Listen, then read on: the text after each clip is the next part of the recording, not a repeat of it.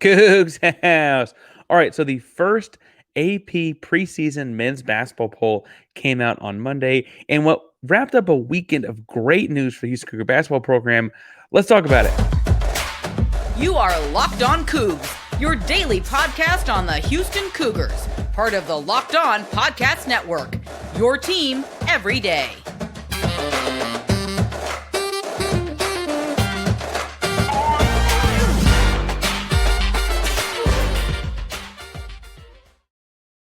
Welcome to Locked On Cougs, the daily podcast about your Houston Cougars. I'm your host, Houston-born teacher and coach Parker Ainsworth, to break down all things Cougs. If you're a U of H fan or just a hater who can't stop by, please be sure to subscribe down below. That way you can latest on Cougs in your newsfeed each and every day. We appreciate you making Locked On Cougs your first listen of the day. And welcome back to the channel. That's where you found us. It is so good to see you once again. We're doing a giveaway every 250 subscribers. The next one being at 1750. Hit subscribe. Help us get there. Like and comment on the video to let us know you're in the contest. If after talking about basketball, you just don't know what to say, you have no idea what is left, tell us. Okay, I'm a sneakers guy. It's a hoops talk. Tell us what sneakers you got on your feet right now. Now, listen, today's episode is going to be focused on basketball with the football game being played last Thursday. We got a little bit of extra time here in the week, and there was a good number of news tidbits over the weekend about Houston Cougar men's basketball. First, about some big name commits coming to the program, signing up for class 2024. Important stuff going on there. Then the KenPom and AP polls are out. Let's break down what those mean. And then finally, I want to look at the whole Big 12 because we're in this new conference. We're expanding this new conference. And as the best conference in college basketball, it's important to look around and see what's going on around us. But first, let's talk some about this new commitment. Chase McCarty of Huntsville, Alabama, joins the Houston Cougars in the 2024 class. He's actually attending IMG Academy this year as a senior. And reports are that his first couple weeks there have been strong, literally like in the weight room, getting stronger. McCarty is a 6'6", 200-pound wing player, 2'3", sometimes even small ball 4. He's listed as the 64th overall player nationally in his class, 23rd in his position. He's long, he's fluid. Think about like a high motor 3-and-D type of player that projects to guard multiple positions. I was really impressed watching stuff on him online about how it didn't matter if that was your center, if that was your point guard. It's like, oh, that's the guy you want to guard? I got him. Especially at at Westminster High School, where he was before, where he's kind of the best player on the team, right? He took the other team's best player, whoever that was. I think it's interesting that he's so long that you see him kind of spark a lot of one-man fast breaks, both in his high school team before he was at IMG, obviously, and his high-level Under Armour and all his All-American type camps and stuff. He gets hands in the passing lanes, great deflections, great pokes, forces one-man fast breaks. I think he's probably highest regarded, though, as his catch and shoot shooter on offense. His scoring ability kind of comes a lot and stems a lot from a great jump shot on percentages. I was interested, though, in watching his jump shot. He shoots a really high percentage, but I don't mean this in a way that denigrates that at all. His jump shot looks a little jerky to me. So he's a 3-and-D guy that shoots a high percentage, and I think the ceiling is even higher, is what I'm saying, because of how jerky that motion is. It's like a little, without playing the video, because A, it's their video, and B, it's an audio medium sometimes, right? There's like an extra hitch in it on his way up right before he lets it fly. For what it's worth, he is unfazed under pressure. Hand up, doesn't matter. On the move, doesn't matter. Pressure situation, doesn't matter. He's a great shooter, period. The ball goes in the basket. I just wonder if assistant coach Quantis White, who works with the perimeter guys a lot, and frankly has a great rapport with his players. The players love playing for Quantis. Will he have some adjustments that maybe, again, elevate that ceiling, give him a little bit more fluidity and control on the jump shot? If so, if he's going to be a better shooter in college after a year or two in Houston's program, dear Lord, he's going to be really good. He's going to be really, really good. I think the reason he's a Houston guy, though, there are shooters all over America. There are 3-and-D players all over America. The thing that makes this guy, Houston Cougar Chase McCarty, is his relentless energy on both ends of the floor. He played an Under Armour event, I believe, was last summer 23. Some of the top guys in the Under Armour circuit of basketball teams or whatever on pickup style games. Relentless energy at both ends. It was the most extensive game footage I got to watch him play. IMG this year, obviously, he'll be on TV a little bit more. but he just relentless. Frankly, at a time that it's like glorified pickup basketball, and he is playing relentless defense, flying around, skying around. I mean, he is all over the floor, diving across for things. Him spending a senior year at IMG is gonna be interesting because they're really good, but it's also the kind of program that has high level, like a high level as you're going to find in high school basketball. Them, Compass, Link, Oak Hill, as how you're going to find it in high school level coaching. It's where Houston found Jarris Walker there as well, right? Same kind of thing. Jarris actually got there as a sophomore and played 3 years of his high school career there, but you feel me. But Baylor's Keontae George, who is like having a great NBA preseason for the Jazz this year after his one and done. Anthony Simons, KJ Martin, a bunch of your younger pros played for this staff at IMG, and really, really great development system they got going on there. Glad McCarty gets to be in it for a year. I thought it was interesting when he chose IMG, he praised their coaching staff as the kind of coaching staff that can help take his game to the next level. And when he committed to Houston, he did a live 24/7, the 24/7 recruiting outlet, a live press conference there to commit.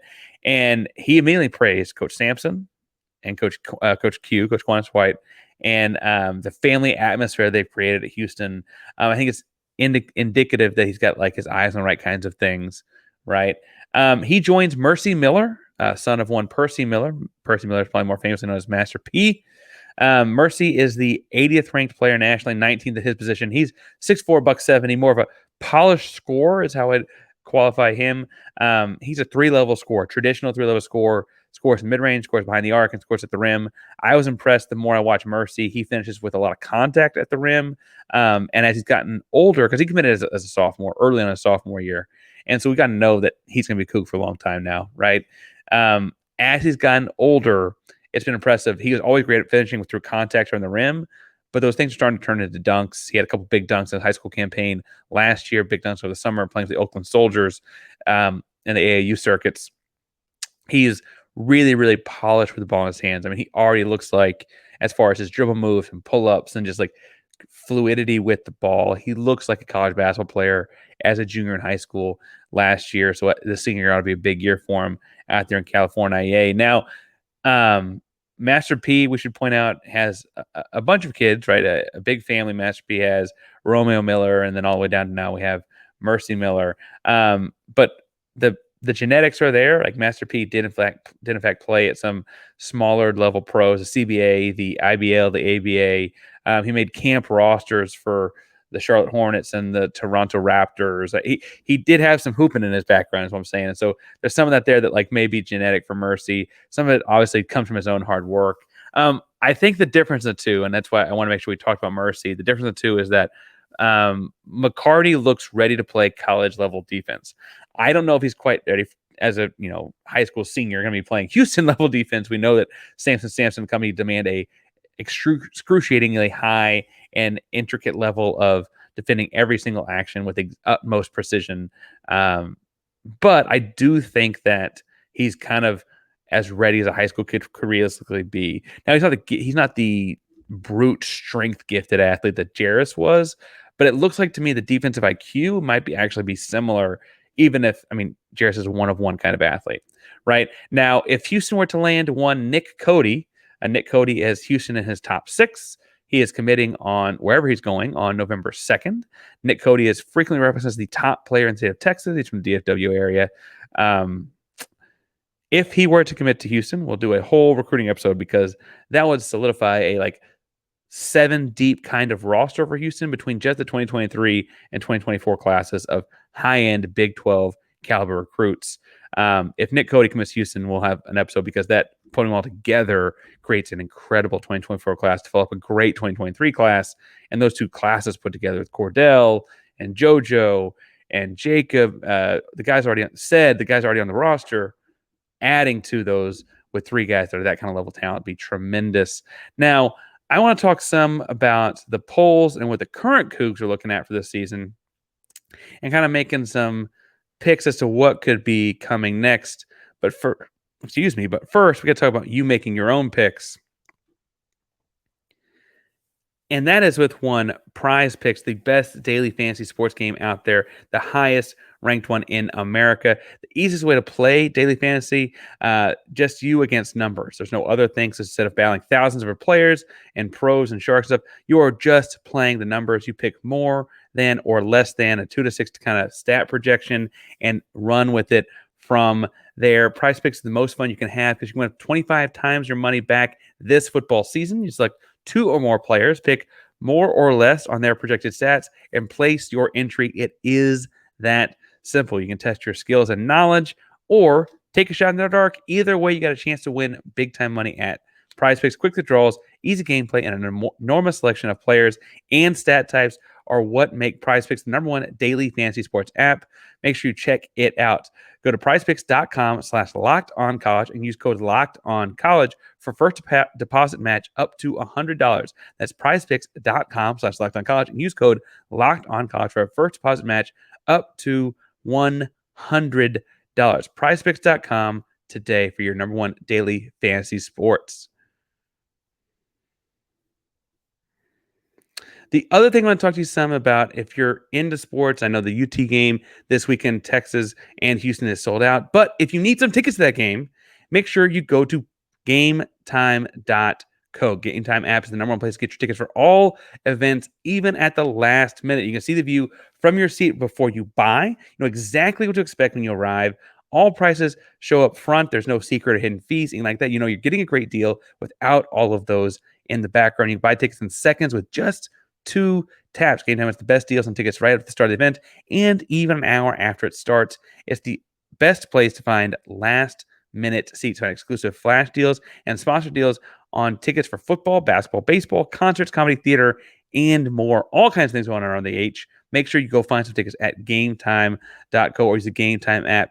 Download the GameTime app today. Create an account and use code LOCKEDONCollege for $20 off your first purchase. $20 off your first purchase with promo code LOCKEDONCollege. Terms apply again. Create an account. Redeem code LOCKEDONCollege. LOCKEDONCOLLEGE for $20 off. Download the GameTime app today. Last minute tickets, lowest price, guaranteed. All right, I said I want to talk some about the current Cougs too, because while there was excitement on Saturday for the future of the Houston Cougar men's basketball program, in some ways it feels like the future is now. Houston's entering the Big 12, the best conference in college basketball by all measures. Houston has spent several weeks, months, years now being one of the top teams itself in college basketball. This is a match made in heaven. And I have to say that on top of the news of the future with guys like McCarty joining the program, the rankings for various things came out in the last few days. We had some breaking news tweets and things like that. I still call them tweets. Don't get mad at me. The Ken Palm rankings came out over the weekend. Ken Palm is from Ken Pomeroy. We'll talk more about the differences in a second. But Houston came in 3rd in Ken Palm to start the season. And the AP poll came out on Monday. Houston is 7th in the AP poll to start the season. Now, the difference here is a couple things. One, Ken Palm is based on mathematical models, statistics, analysis, analytics, and more from Ken Pomeroy. He's a classic statistician, nerd side of sports, kind of prediction models and those kinds of things. It's all based on strength of schedule, offensive efficiency. It kind of tries to take the pace out of it because pace can change game to game based on whoever's dictating whatever. And the efficiency is really important there. He runs a subscription-based site called KenPalm.com that is very, very highly regarded as a predictive model for what happens in college basketball. And the model itself, because of the nature of the efficiency and the focus on these like hyper analytic type numbers, very, very specific kind of data, really is a great job of kind of pulling G5 and P5 on an even playing field. It's kind of where people first realize like, oh, Gonzaga is as good as anyone else.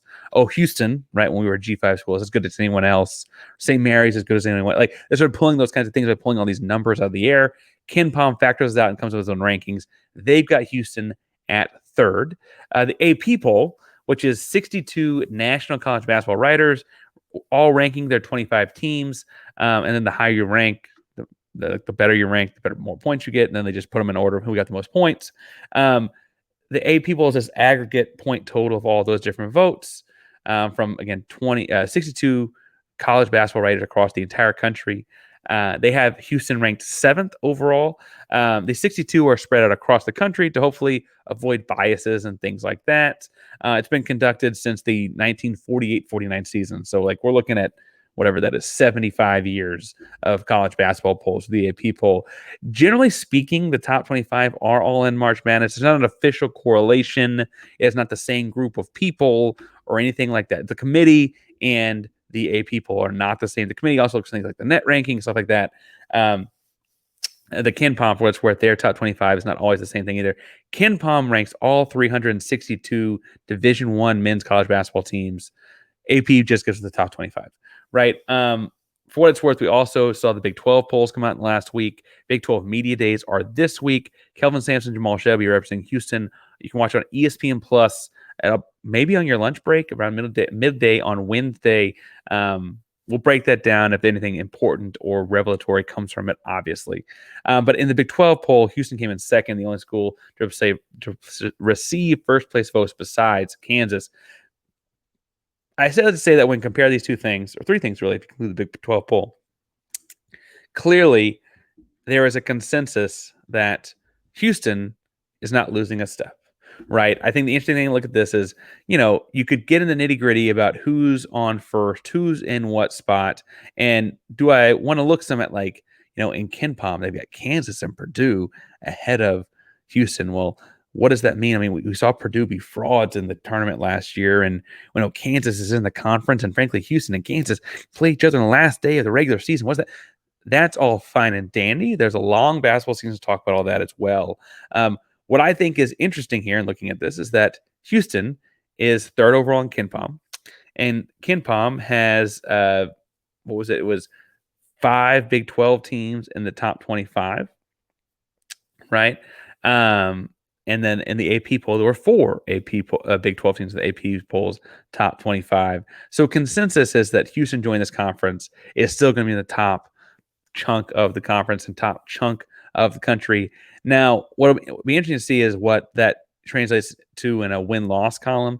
To be in that top echelon of the country as a G5 school, Houston had to get 30 wins a year. That was just the requirement to be a top-tier team in the American Athletic Conference because of the quality of opponents, right? Being the Big 12, suddenly you're looking at a team that takes up, a fifth of the top 25, 25% of the top 25, which is impressive because in basketball, you have Big East teams coming in, West Coast Conference teams like Gonzaga and St. Mary's coming in, one-offs like at the time Houston or now FAU or whatever coming in as well, right? And so suddenly you've got this real look at, like, oh, the Big 12 occupies a fifth of the top teams in the country, right? And so that Houston is still so high means that people think Houston's going to weather the storm and transition, which is interesting because, as we've seen in this football season, or frankly, as we've seen in volleyball season, or as we've seen in soccer, or as we've even seen in fall baseball, right? Across the board, I love our guys, love our women, I love our athletes. Houston's had trouble transitioning into the Big 12. It's just been a rocky road across the board, even for some of our most polished programs. Like the volleyball team's going to adjust and adapt really, really well, trust me. And they played a competitive series of games against Texas over last weekend. Texas defending national champions, but they lost. Right, they lost the first match in 4 sets, and the second one was a sweep. Competitive in each set, but they still have trouble adjusting. They're still adjusting to the Big 12 play. People don't see that coming for Houston in men's basketball. People see Houston being prepared. That's in part because Houston has one LJ Cryer, right? A transfer in from Baylor. He was third team all Big 12 last year. He's preseason first team all Big 12 this year. That obviously helps. Jamal Shead returning obviously helps. Kelvin Sampson, having been in the Big 12 at Oklahoma, obviously helps. But I think it also points out that, like, people are saying this was the real deal. I mean, this is a team that was up 15 in Alabama. This is a team that went into Virginia and beat them in their place. This is a team that has played with the Power Fives for a while now, and they're not going to go for 30 wins, I don't think, in their first in the Big 12. But people are not predicting this giant letdown across the board. I tend to go with KenPom rankings as opposed to AP rankings. I'm call me a nerd. I like the math. It feels more data driven than just the biases of 62 writers. But in either case, Houston's doing very, very well. Now, I want to talk some about how the Big 12 is doing as well in a moment. But first, let's talk about, if you need it, you got to have it. And that is one Jace Medical. Because Jace Medical is there for you when you have an emergency and you've got nowhere else to turn. Everyone should be empowered to care for themselves and their loved ones during the unexpected. That's why Jace Medical offers the Jace case. The Jace case provides 5 life-saving antibiotics for emergency use and gives you peace of mind so that you are not just hoping you have access to medication in an emergency. Jace Medical makes sure that you have the medication right in hand. Jace Medical is simple. They handle everything from the online evaluation to licensed pharmacy medication delivery and ongoing consultation and care. Don't get caught unprepared. Get Jace Case today. Get $20 off these life-saving antibiotics today from Jace Medical by using code LOCKEDON at checkout at jacemedical.com. That's JASE medical.com, code LOCKEDON. Get yours today at jacemedical.com. All right, I've already alluded to some stuff I want to say in this last segment, but in looking at the whole Big 12, it's fascinating to me just how good a conference is about to be in men's basketball, which means the game's gonna be so much fun. Like opening with West Virginia up in early January, all the way through going to Oklahoma, home and homes with Kansas, home and homes with Texas, Baylor on the road with LJ Cryer on your roster. This is gonna be a ton of fun. A ton of fun. It's gonna be an awesome basketball season. Preseason picks are in. The preseason first team all conference got picked. LJ Cryer is the lone Houston representative on the first team all conference. Kansas has 2 players, Hunter Dickinson, the transfer from Michigan, and Juwan Harris. TCU's Emmanuel Miller made the list, and Texas's Max Abmas, who I keep wanting to say is from or Roberts, but he obviously transferred in as the bucket getter from there. He is familiar because Houston has seen him a lot before transferring in. For what it's worth, I thought Jamal Shead ate his lunch, but he is a first team all Big 12 caliber point guard. Apparently, Texas had 3 other players be on honorable mentions, meaning they received votes. No coach could vote for their own players, so that means people saw Dylan Dessou or other guys as important or impressive from there. Houston's only other player on the honorable mention, obviously Cryer made the first team, but the only other player on the honorable mention was Jamal Shead. Again, he's my guy. He's a Central Texan on Houston. Of course, he's my guy. I do have to say, though, that I saw him eat Max Abmas' lunch, and I was kind of surprised that he did not get the nod there. If you'd have told me some other point guard made first team, I'd have believed you. Just was an interesting pick to me. Kansas State had multiple honorable mention guys as well. I feel like that was worth pointing out. Dickinson was voted both the new player or newcomer of the year and the preseason player of the year. Obviously, if you win the player of the year, you're going to probably also win the newcomer of the year. If you're transferring in from Michigan, qualifies as newcomer. I had a question, actually. The new 4, Houston, Cincinnati, BYU, and Central Florida, would all of their players, except for, like, I guess, Cryer transferred in from Baylor, but would theoretically all of their players qualify as newcomer of the year?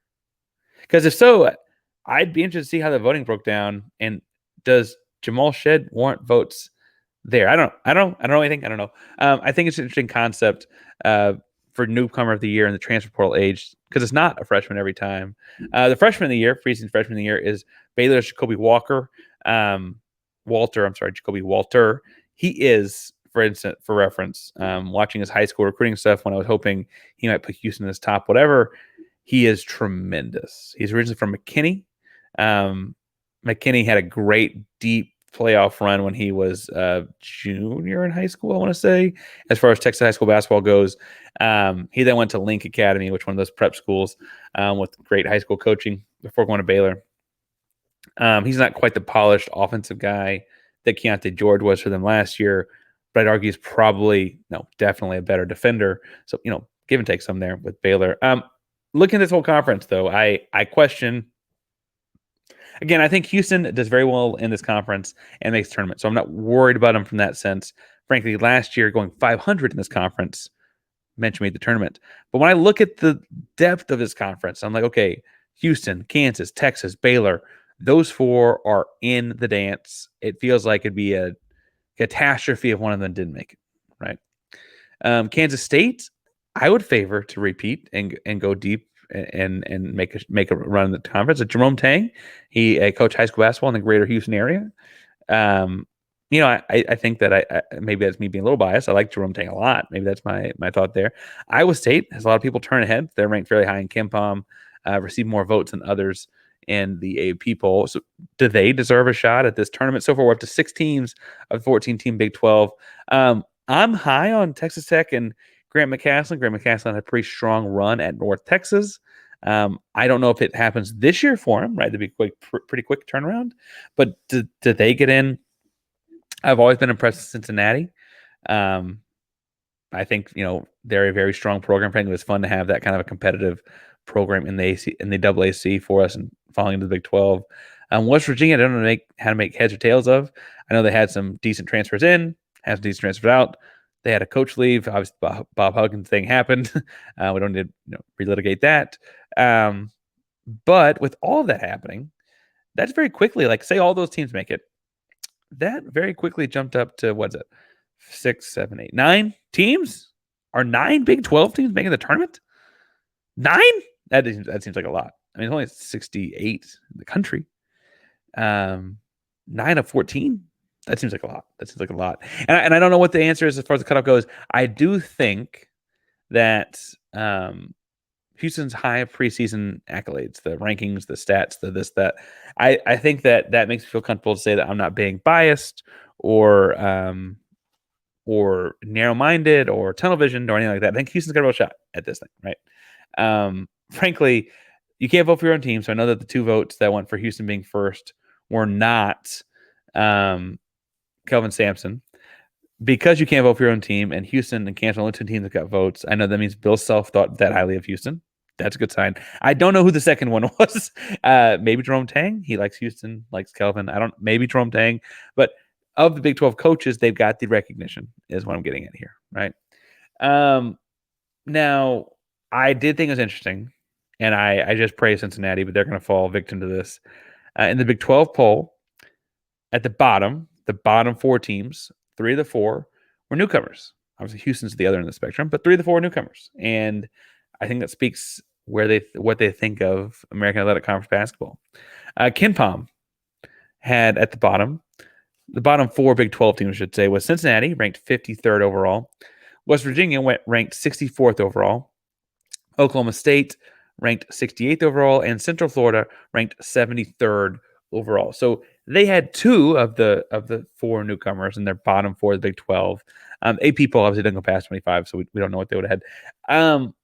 I wonder what that adjustment's going to look like if I'm looking at this, right? And that's the Big 12 question I have is okay, we all think Houston's ready, but we also saw them play close games in Cincinnati in January last year, right? We saw them play, obviously, they had a lottery pick on their roster, but we saw Houston play Central Florida and Taylor Hendricks very close twice. People think they're going to have, those 2 schools are going to have trouble adjusting, but don't think Houston will. And so I wonder where those speed bumps that are inevitably going to happen, how we navigate them. I have faith in Sampson and company to navigate them, obviously, but what they look like will be interesting for sure. And I'm ready to get to it. I am so excited for college basketball this season. Obviously, I love nerding on X's and football. Football makes for fun Saturdays. It's one of the greatest spectator sports in the world. But basketball just gets I get into basketball a different way. It's like an art form to me in a way that I just can't shake. I love the art of basketball, the artistry, it's the grace, it's all those kinds of things, and I can't. It's also a combination of that same grace though, and the grit and toughness and grinding it out versus also having the finesse. All the things in one. I love basketball, and I cannot wait for Houston Cougar basketball. Tell me in the comments down below if you think I'm crazy ranting about all this so much, or if you're excited about it as well. Thank you all so much for making us your first listen of the day. In the spirit of things, with the new AP poll out, I'm going to recommend listening to Locked On College Basketball, where they're breaking down the whole AP poll in today's episode as your second listen of the day. Thank you all so much for making Locked On Cougs your first of the day. Locked On Cougs is the primary Locked On Podcast Network, and that means your team, or in this case, your basketball and football teams, every day. Go Cougs.